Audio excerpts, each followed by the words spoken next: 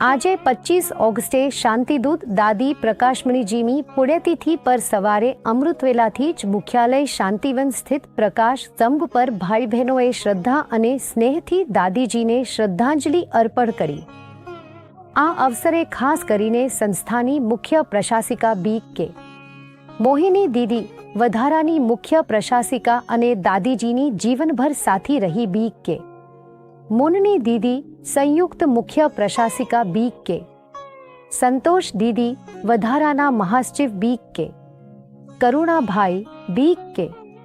મૃત્યુંજયભાઈ, દો પ્રદીપ મિડ્ડાભાઈ તથા અમેરિકા ટેક્સાસથી પધારેલી બી.કે.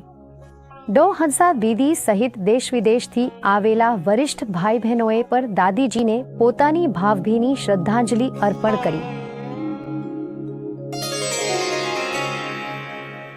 પ્યારી દાદી, અમારા માટે એ એક અરીસો છે ને। સમર્પણ તો આપણે બધા થયા છીએ। દાદી આપણા માટે અરીસો છે।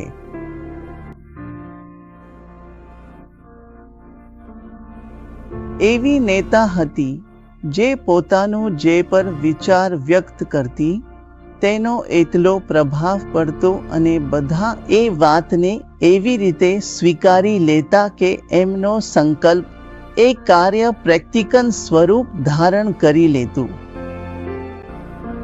મહાત્માઓ માટે, નેતાઓ માટે અને આપણા બધા માટે દાદીજીનો દિલ બહુ મોટું હતું।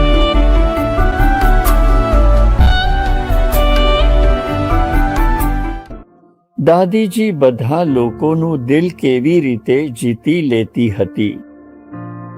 જ્યારે કોન્ફરન્સ હોલમાં આવી વ્યક્તિઓ ભાગ લેવા આવે ત્યારે દાદીજી ખૂબ પ્રેમથી હાથ જોડીને નમસ્તે કરીને તેમનો હાલચાલ પૂછતી। હવે તમે વિચારો, સંસ્થાની વડા હોવા છતાં પણ તેમની વિનમ્રતા કેટલી!